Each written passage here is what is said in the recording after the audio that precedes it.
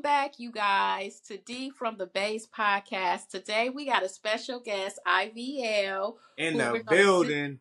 Yes, we're gonna sit down and we just gonna chit chat and we're gonna dig in deep to his background, his music, any new projects he got, what's new to come. And then he gonna let you know where to hit him up, where to follow him, all his social media. But right now, I'm gonna let him introduce himself and tell you a little bit about him. Take the floor.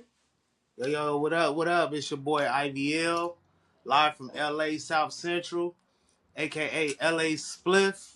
Most people do know me by LA Spliff. Recently, like over the last few years, I had to change my rap name due to a little minor deal I had. So I went with IVL. It was already part of my brand name, Ivy League.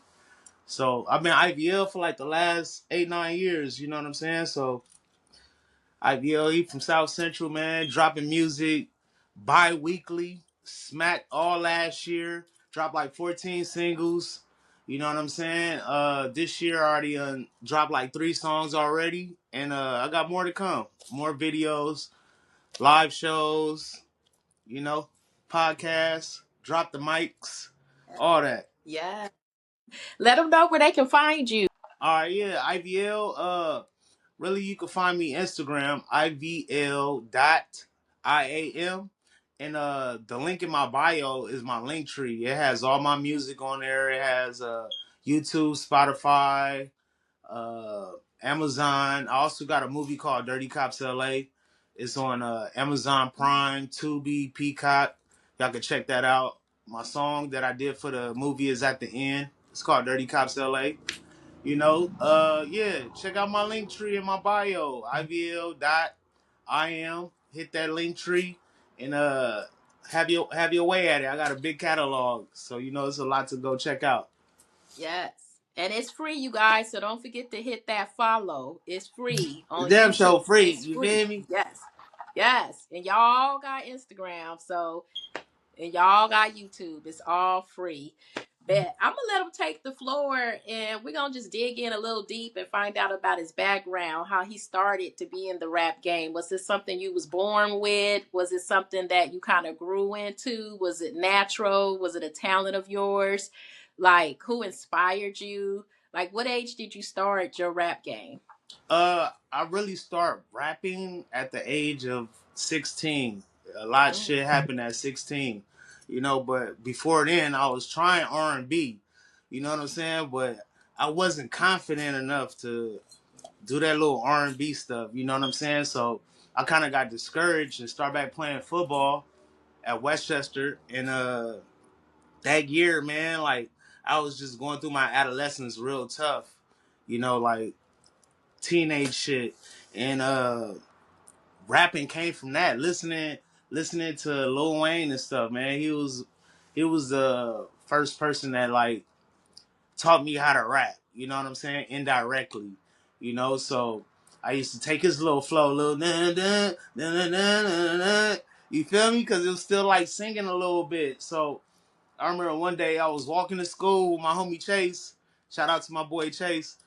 He was like, "Man, that shit sound actually kind of hard, And that was my first time hearing somebody saying my shit was dope, and I just started rapping from there on. Like, but a lot of shit happened in that one year. I was about to get a record deal, just learned how to rap, didn't know how to write yet, didn't have any music recorded, and I was fucking up in school, so my mom couldn't take it. She ended up. I had my manager come to the house and all that to try to like keep me in LA, and it just didn't happen. So I moved to Cincinnati, and that's where the real flavor came from. You feel me? right. Yeah, that's where the real flavor came from. I was so bullheaded as a LA artist. I wasn't listening to nothing else. You feel me? So I went out there, got hip to different beats that I love today, different artists, and just like that's the Midwest. So it's still the West. It's just the mid. You feel me? Right. So I've been incorporating both of those sounds. That's why my music a little different than most LA artists. I ain't with all that gangbang music and shit. You know what I'm saying? I don't do that. I like people to turn up. I like people to ride and slide. You know what I'm saying? Or vibe. You know what I'm saying? Right. Those are like my three musics. So Cincinnati, Cincinnati definitely helped me accumulate my skill. I wouldn't say I had a talent. You could call it a talent now because I do it so effortlessly, but it was definitely a skill. I didn't know how to rap, didn't know how to write. I just had the passion. You know what Mm. I'm saying? And I think passion pushes you forward in anything that you try to do. You know what I'm saying? So I recognize over time, like, damn, with all my vices, I used to have a grill back then. You feel me? Like I used to think I needed my glasses, my grill, my hat. And then slowly but surely, man, I started taking away all those little vices and recognized I could do it regardless. Right. Feel me? That, that's when you found out who you were. It wasn't just about the appearance or the materialistic thing. It was about you. You Right. found you. You found you within it. What age were you when you moved to Cincinnati? You were still 16 or 16, 17 with okay. my dad. Okay. My dad family was out there, so I got to meet like the other half of my family. You know, Hmm. give me like some little culture, you know? Right, That's right, what and some hustle, cause my dad didn't have it like my mom did. So right. luckily my first 2 weeks, I'm in the house, you know what I'm saying? Like school ain't started and it's a couple festivals they be having in the summer out there. Luckily I was able to go to and like finally meet the people of the city. Hmm. But I ended up getting a job with my LA ass in like 2 weeks. You feel me? You had that hustle. It was that LA hustle in you. Yeah, so before school started, I already had a job. I had some money. You know what I'm saying? My pops was still in it, but it was all Right. good. You know what I'm saying? Rest in peace, my dad. You know, Yes. and yeah, man, it was a learning experience. You know what I'm saying? Paying bills and just being responsible, saving money and money orders and shit like that. Right. You Right. know, it was way different than what I grew up on the west side of town in LA. So yeah, it taught me to be a man. You know, it taught Mm. me to So be a man, be so independent, have some independency. so Cincinnati kind of molded you because you had your dad, you had that male figure in your life to show you what a man should be doing. He wasn't no joke. Like he had all the time. You feel me? He calling Right, right, teachers. He making sure I ain't ditching. You know, like my mom, she an entrepreneur. She always did real estate and always worked for herself. So she didn't have the time to like make sure that I'm on top of my shit. She just needed me to be on top of it. You know what I'm right, saying? right, And I wasn't. You know, I was right. taking advantage of that freedom. So my dad, like, he put me in the shape as soon as I got there. Like, as soon as I hopped off the train, I mean, as soon as I hopped off the plane, he took me to the gym in Cincinnati, a boxing town. You know what I'm saying?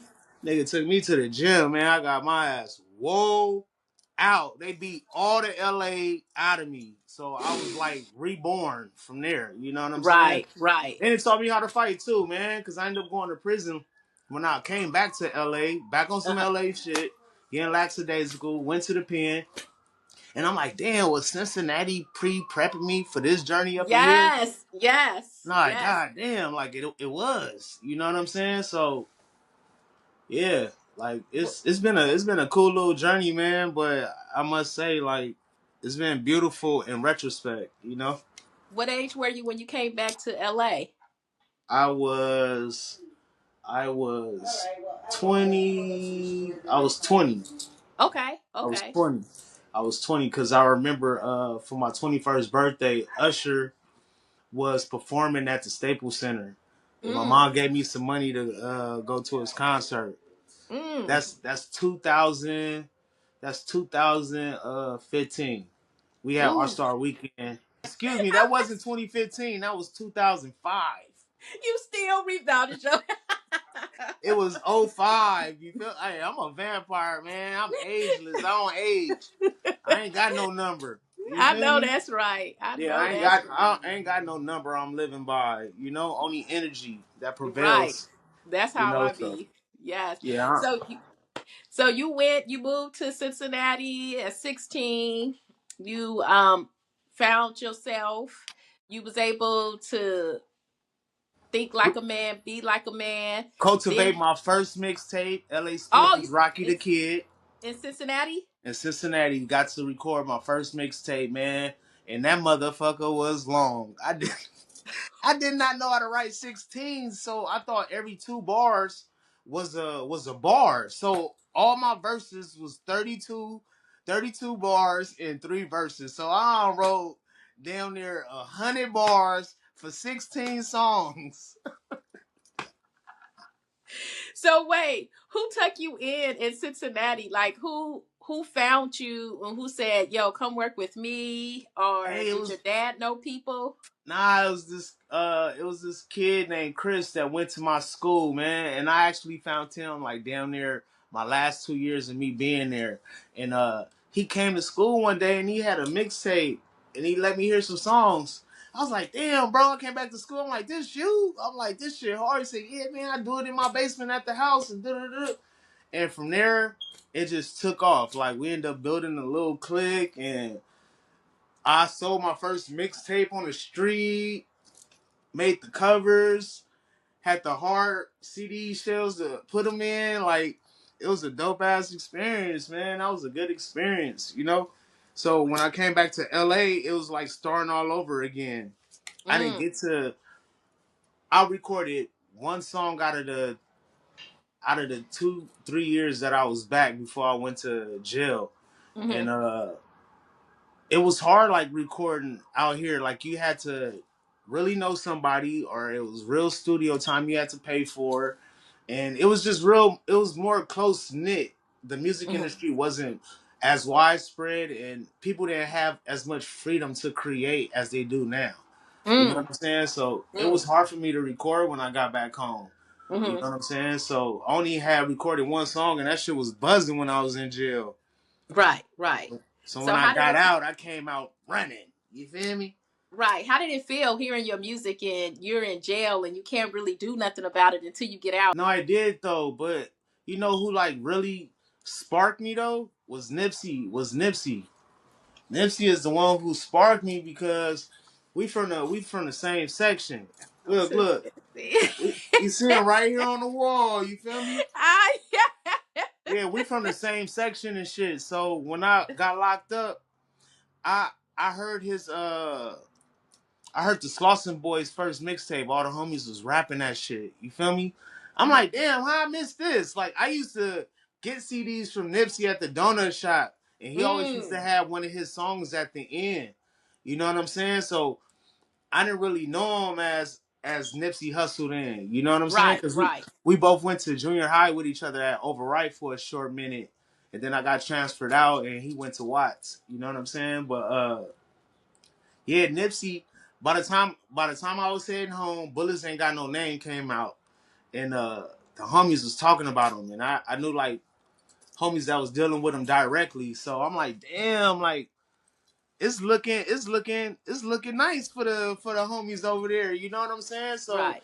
that gave me some inspo, but I knew what I was creating wasn't on it wasn't the type of music they was putting out. So Mm, I knew I had to like stand on my own and create my own wave and my own sound and do something new for LA. You know what I'm mm-hmm. saying? Like he was doing this thing and I wanted to do something completely different. You know what I'm saying? So Nipsey, yeah, he was some good inspo like while I was in there. Like I could Right, hear I could hear how smart he was through his music. Like right. because certain writers, like when we write music, we phrase it, philosophize it. Mm-hmm, It's like a philosophy bar, and I saw a lot of those in his. So I'm like, damn, this nigga smart, man. Like I mm-hmm, like mm-hmm. bro, and Right. Drake too, man. The best I ever. Baby, you my everything. You all I ever. That song was coming out the last 3 months. That shit had me on eggshells. I was like, he's about to take over the game. So I Right, knew right. Drake. I knew Drake was gonna take over the game. So that's how it came out, like that. Damn. What it was like as being an independent artist, like what are some of the biggest challenges that you have and obstacles that you overcame compared to being in a label? Shit, I don't know nothing about being at no label. Them motherfuckers didn't do nothing for me. They Mm-hmm. made me spend my own money. I always been an artist, had to spend my own bread. Not like that, but like that. You feel me? I Right, always got right. to spend my own bread. I ain't have nobody, but I did have people. I ain't gonna front. I did have people come intertwine with the Ivy League and Mm-hmm. help boost it up. And pay for certain things at a point in time. You know what I'm saying? Like, shout out my boy Fo, shout out my boy Donut. You know what I'm saying? Those are two people that actually like helped me get rolling. You know what I'm saying? Right, But right, I always had an engine of if all else fails, I'm still gonna rap. I'm still gonna right. drop music. I don't need nobody else. You know what I'm saying? So yeah, I have had people help out, but the biggest thing is like paying for stuff yourself. You got to get used to paying for stuff, and it ain't just studio. It ain't just shooting a video. You got to pay for some marketing. You got to Right. try a PR. I tried a PR. You know what I'm saying? Shout out Monique Green. You know what I'm saying? I tried a PR for a couple months. See Uh-huh. what that exposure was. Uh, I deal with so many different people in my DMs with different companies as far as marketing and stuff, but a lot of stuff be scams, and a Right. lot of a lot of things I encountered as an independent artist is being bitter after a scam. It made me Mm, not want to invest no more in myself, and then you have to get over that hump and get back out there. So mm, that's my advice to independent artists: like, don't get frustrated by getting scammed. You know what I'm saying? Like, just do your research, try to find the real people, try to find the if you could find somebody physical, like you ran into them and they say they do this, that's the best bet. You know what I'm mm-hmm. saying? Because the internet gonna play you. You know Right, what I'm right. saying? It ain't gonna never give you what you want. And like these, like now, since everybody's able to pay for a promotion, Instagram, TikTok, Facebook, all this crap, they block your regular views. They limit you. They if I'm doing goofy shit like I love to do, I do reels, funny reels. Mm-hmm. They'll let that go up, making an ass of somebody or making Right. an ass of myself. But when it comes to promoting your own stuff, if you don't pay for a promotion, it ain't gonna get the outreach that you looking at. It ain't gonna hit no numbers. You know what I'm saying? So Wow. you gotta Have pay. you have you put family into your circle as far as having them work for you? How do you feel about that? Hell Or no, family just like fake ass friends. Like they wanna fuck with you when you pop in, and by that right, time it's already too late. I got professionals. right, You know what I'm right. saying? But I do like my woman. She's very hands on with my career. Like she created a lot of the hits that I made. You know what I'm saying? Mm. She definitely like the best muse I ever had as far as somebody inspiring music. Mm-hmm. And I told her, I'm like, when it pick up, like you're gonna have to jump in a manager position and Yes. vice versa. I'm gonna do it for you. You know what I'm saying? Right. So I want to keep certain jobs close to home, like Right. managing. Right. I do want to keep that close to home because they be fucking you too.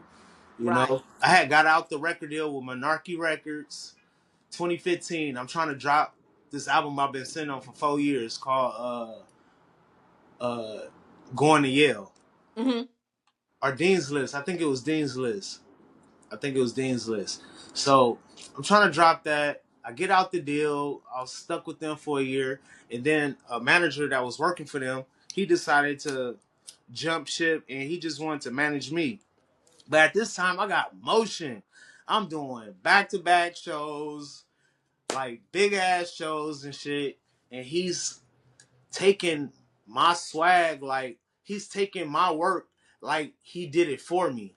You know what I'm saying? Mm. Mm-hmm. Like he using my clout for his motion. You know what I'm Right. saying? Or vice versa. So I got out to deal with his weak ass, and yeah, man, I finally got to drop the album on my own. And then I ended up getting in another deal with these kids that was from New York. They was in Oh. college and they had a little marketing company. And I dropped my mixtape. I just dropped it on SoundCloud. They hit me up as soon as I dropped it, like, man, this project got so much potential. Da da da da da. I delete it, re-drop it, pay for a promotion, and fuck the numbers up. And they quit messing with me. I get Right. some with what's that DJ, man? Man, he was blowing Flex. Oh, wait. Fucking Flex, bro. No shout out to Flex. DJ Funk Flex. Fuck Flex. You feel me? And you still owe me $100, nigga. If I ever see you in person, I'm pressing. Dead homies. Yeah, I'm pressing. He was doing this solicitation on Mhm. Facebook where they were doing like some managing stuff, and it finally got to me. Like the continuous messaging, I finally spent 100 to see what it was about. Nothing, no nothing, nothing. I mean nothing. No more hit ups. No nothing they promised. Just a big scam, bro. And I was so disappointed because like that was his real account. And they Right. had a whole lot of AI automated bullshit that was controlling it, and I fell for it. You know what I'm saying? So that made me Right. bitter, and I was like holding back from promoting and spending any more money. You know what I'm saying? I go Mm. straight to Fiverr and get it $5. You mean? Right. Right. So yeah, no shout out to Funk Flex, bro. You gotta meet people physically.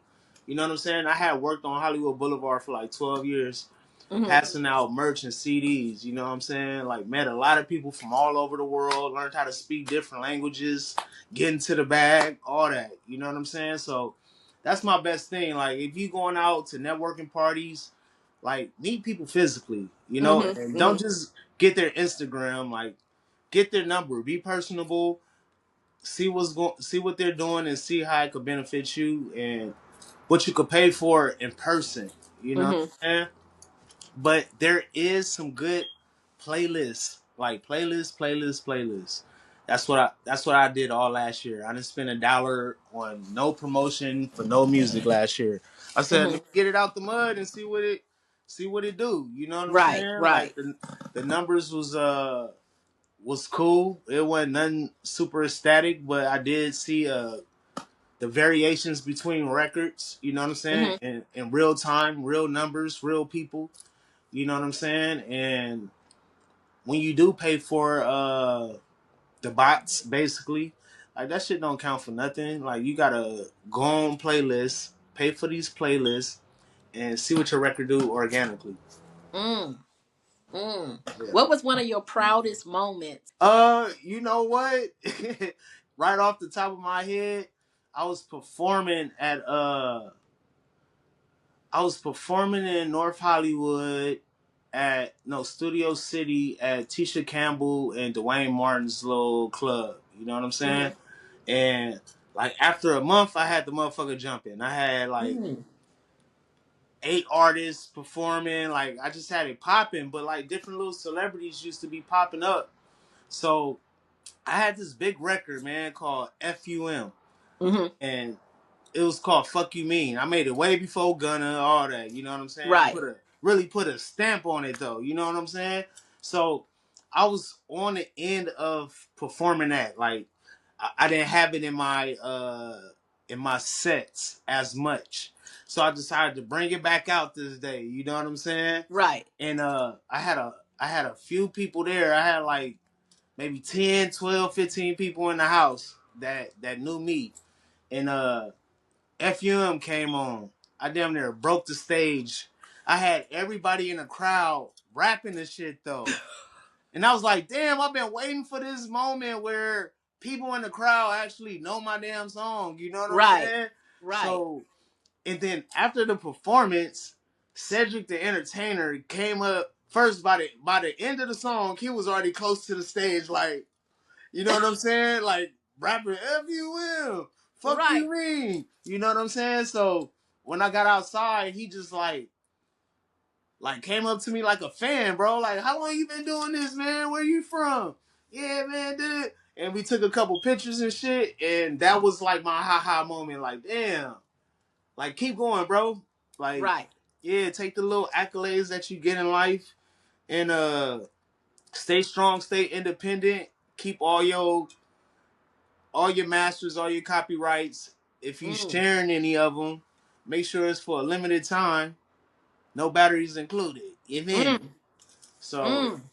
yeah, like I'm not looking. I'm not looking for shit though. Like Right. I ain't Right. looking for nothing. Like the industry, I'm outside the industry. You know what I'm saying? Like Right. I'm gonna keep control of this of what I created. I'm just not about to sell it out and just Right. sell my shares. Like this is not an open stock market just yet. This is not a. It's not. I haven't corporized, and I'm not taking shares. So as of right now, I'm the sole owner of IVL and Ivy League. You know what I'm saying? Mm. And I think most artists should do that. They shouldn't take the quick little 20, 30 bands, Right. 50,000. Nah, man. Keep that change. I don't care if you broke. Keep that change because more than likely you ain't gonna get no more after that with Right. that Right. effed up deal. So yeah, Damn. man, that's about it. That's about it. I don't want to give too much away, but I think Right. I think hip hop artists, independent artists, learn as much as you can about the business. Figure out these numbers. If you are into contracts and you do want to sell yourself that way. But if not, do all this shit from the ground, bro. Like, and bring the album home. Mm. Record, shoot a video, pay for a promotion. That's at least all the bases. Right. So you can feel complete. You know what I'm Right. saying? And keep it rolling. Right. Just keep it rolling. You know what I'm saying? Like, don't get stagnated. Don't feel like, oh, this single didn't do what I projected it to do, so I don't want to rap no more. I know so many cats like that. Don't be like that. That's whack. You should have never been a rapper in the first place. Right. You feel me? Right. Right. It's really a marathon. You know what I'm Right. saying? And it never ends. And it doesn't matter how fast you get there As as long as you long as you complete. get to the end. Yeah, as long as Yes. you complete. You know what I'm Yes. saying? Gosh. Yeah. Is there any last words that you want to tell the people? Yeah, follow me, cause life gets exciting. You know what Right. I'm saying? And I like to tap in with independent artists and change the wave of music. If y'all listen to my music, my shit different. I'm trying to bring a new West Coast beat that people could dance to, vibe to, slide to. You know what I'm saying? But universal sound, a more universal sound. Like the Bay, they're on their way. They got a more universal sound. The Right. dancers is more universal. We gotta hop on board. I don't know if y'all don't see it. We gotta quit being gangster for a minute and diversify that into something else. You know Right. what I'm saying? Right. California, we got a West Coast, LA. You feel me? That's what we gotta do. And I'm I'm running at it. I'm the first one in line. You feel me? Mm, I'm the mm, first mm. one in line. So check out IVL.IM on Instagram. Click that link tree and check out all Yes. my shit though, man. All that shit brand new. You And know the what I'm link saying? takes you straight to his YouTube. Once you click on the Yeah. link, you'll go to his page, scroll down. YouTube is right there. Subscribe, Follow follow. me, I follow back. I ain't like Yes. that. You know what I'm saying? I ain't no Yes. superstar like that. So I'm still personable. I will follow back. But if you got like zero pictures, I'm not following that account. I'm Spam. not following that account back. I don't care about your followers, but if you have Spam. nothing on your page, I'm not following those accounts back. Yes. Bunnet, check Yeah. out Bunnet. Dope ass artist off the west side too. She got a single called Put Up. You know what Okay. I'm saying? That's on SoundCloud, Spotify, iTunes, all over, YouTube as well. Check us out, man. Ivy League in the building. Y'all know what the fuck going Yes. on. IVL, big IVL. So much for taking the Hey, time hey, out. shout out my boy Sam, Midnight Records. Yes. You feel me? A real staple in the city. Sam put LA Spliff on, man. I did in stores at his shop. I met Future, Kid Ink. Like I got some real personal interaction with people. And I told Sam, I like, look, man, I give you 15%. You wanna be my manager, my nigga. This is the last time. He said he gonna think about it, so I'm about to pick up the pace and make him like, yo, He gonna do it. you feel me? Sam, he calling you out. Yes or no? Comment down below. Yo.